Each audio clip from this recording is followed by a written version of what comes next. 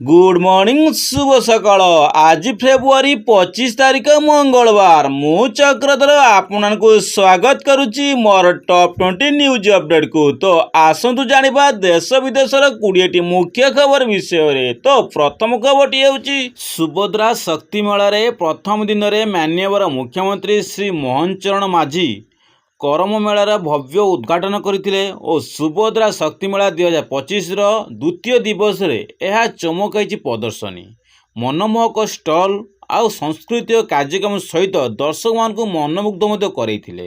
भुवनेश्वर जनता मैदान रे दर्शक ओडिशार विभिन्न प्रांतरू आसीथिबा स्वयं स्वयं गोष्ठी और उत्पादक गोष्ठी मान द्वारा प्रस्तुत क्रय करने सह मेलार आनंद उठाइथिले। एहा सह सुभद्रा शक्ति मेला विशेष आकर्षण हेउची लाइव डेमो माध्यम रे स्वयं सहायिका गोष्ठी और पीजी मानकर उत्पादक मध्य प्रतिक्रिया देखाइले स्टल गुड़िक। सुभद्रा योजना रे प्रथम किस्तिर चतुर्थ पर्याय टंका खाता को आसी सारी। चतुर्थ पर्यायर 18 लाख रु ऊर्ध्व महिला मानकु टंका मध्य मिल सारी। जदि आपण माने जने हिताधिकारी किंतु टंका अकाउंट को आसी नहीं तेबे अपेक्षा मध्य करने पड़ो ना।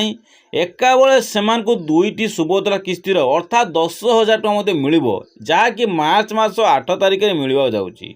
जदि आदौ आवेदन करे नाते सेमान मध्य एबे भी आवेदन करी मार्च मास 8 तारिख दुईटी किस्ती मध्य अर्थात 10,000 टଙ୍କା मध्य प्रदान करि परिबे। राज्य रे किछि दिन हला वर्षा सांगको बिजुली घड़घड़ी सह वज्रपात हेउची। तेबे आसंता 2 दिन लगी जिलार विभिन्न स्थान रे वर्षा संभावना रहिबो बेले घड़घड़ी और बिजुली पई आंचलिक पाणीपाग विज्ञान केन्द्र पक्षरु मंगलवार मध्य सतर्क सूचना करा जायछि।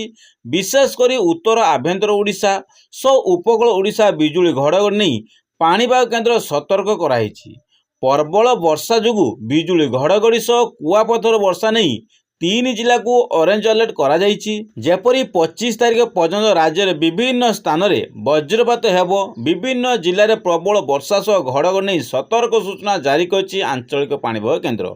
विशेष करी बालेश्वर मयूरभंज केन्दुझर जिला को सतर्क जारी करा जायछि। एहा सहित घंटा प्रति 40 रु 50 किलोमीटर बेगर पवन मध्य बोइबो।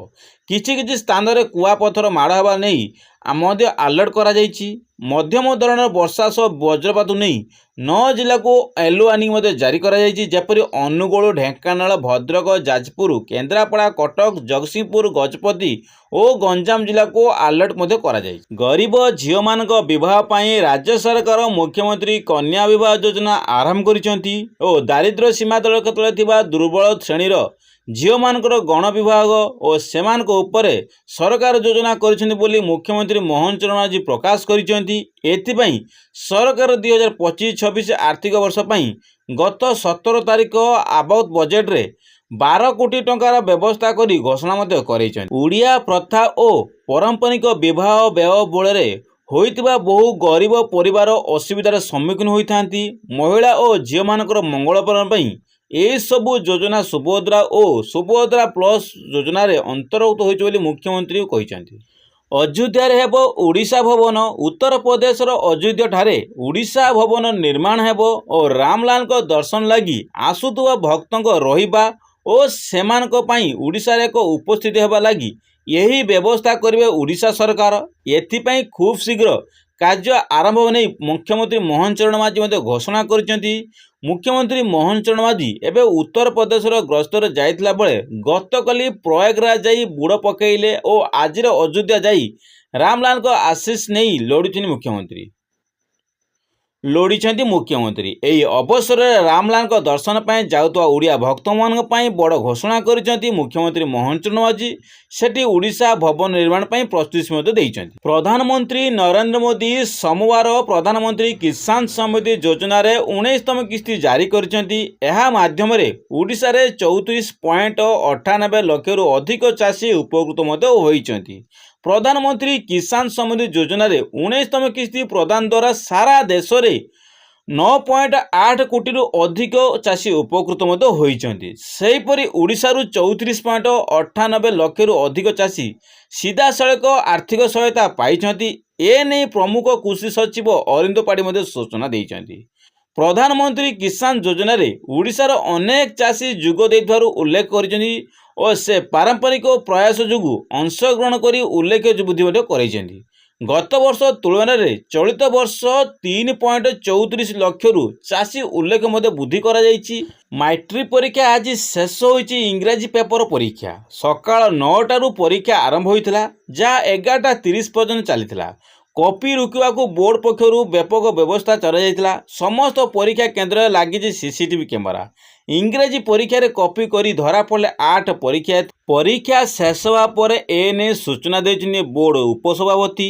ଧରାପଡ଼ିଥିବା ପରୀକ୍ଷାର୍ଥୀ ସହ ଅନ୍ୟ କେହି ସାମିଲ ନଥିବା କହିଛନ୍ତି ଉପସଭାପତି। 60 ବର୍ଷରୁ ଉର୍ଦ୍ଧ୍ୱ ବୟସ୍କ ଗରିବ ସାମାଜିକ ସୁରକ୍ଷା ଯୋଜନାରେ ସାମିଲ କରାଯାଇଛନ୍ତି ସରକାର। କିନ୍ତୁ ଆଶ୍ଚର୍ଯ୍ୟର ବିଷୟ ଯେ ଭେଣ୍ଡିଆ ଏହି ଯୋଜନାରେ ହିତାଧିକାରୀ ହୋଇଛନ୍ତି, ଆଉ ସାମିଲ ନେଇ ଭତ୍ତା ମଧ୍ୟ ନେଉଛନ୍ତି। ବିଧାନସଭାର ଆଜି ଏମିତି ଏକ ଚମକ ଦେଲା ଭଳି ତଥ୍ୟ ବିଧାନସଭାରେ ଉଲ୍ଲେଖ କରାଯାଇଛି, ଯେପରିକି ରାସନ କାର୍ଡ ଦୁର୍ନୀତି ପରେ ସାମ୍ନାକୁ ଆସିଛି ଭତ୍ତା କେଳେଙ୍କାରୀ।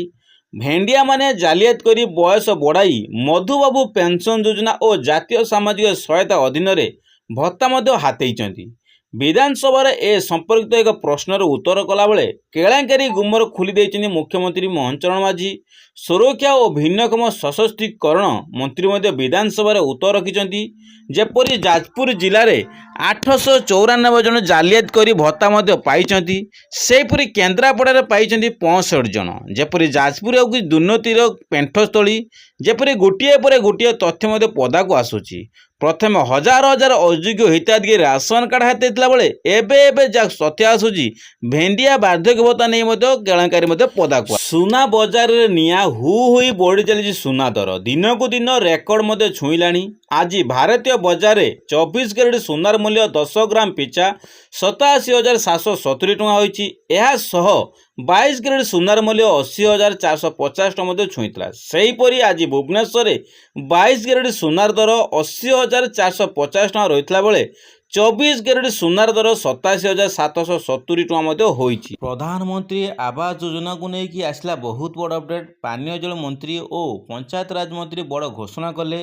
ଯେପରିକି ପଞ୍ଚାୟତରାଜ ମନ୍ତ୍ରୀ ଘୋଷଣା କଲେ ଯେ ପ୍ରଧାନମନ୍ତ୍ରୀ ଆବାସ ଯୋଜନା ଆବାସ ପ୍ଲସ୍ 2025ରେ ଯେଉଁ ଆବେଦନ ପ୍ରକ୍ରିୟାଟି ଆରମ୍ଭ ହେବ, ଏହାର ସମୟସୀମା ହେଉଛି ଆପଣଙ୍କର ମାର୍ଚ୍ଚ ମାସ 31 ତାରିଖ। ଯେଉଁଥିରେ ଏ ପର୍ଯ୍ୟନ୍ତ 12 ଲକ୍ଷରୁ ଅଧିକ ହିତାଧିକାରୀ ଆବାସ ପ୍ଲସ୍ରେ ଅନଲାଇନ୍ରେ ଆବାସ ପ୍ଲସ୍ ଆପ୍ଲିକେସନ୍ ମାଧ୍ୟମରେ ଆପ୍ଲାଏ ମଧ୍ୟ ସମ୍ପୂର୍ଣ୍ଣ କଲେଣି। ତ ଏହାର ଖୁବ୍ ଶୀଘ୍ର ପ୍ରକ୍ରିୟାଟି ବନ୍ଦ ହେବ।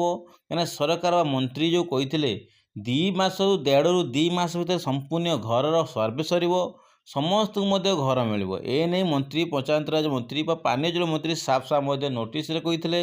ଯେଉଁଥିପାଇଁ ଅନଲାଇନ୍ ପ୍ରକ୍ରିୟା ଶେଷ ସମୟ ହେଉଛି ମାର୍ଚ୍ଚ ମାସ 31 ତାରିଖ। ତ ଖୁବ୍ ଶୀଘ୍ର ଆପ୍ଲାଏ ସମ୍ପୂର୍ଣ୍ଣ କରନ୍ତୁ।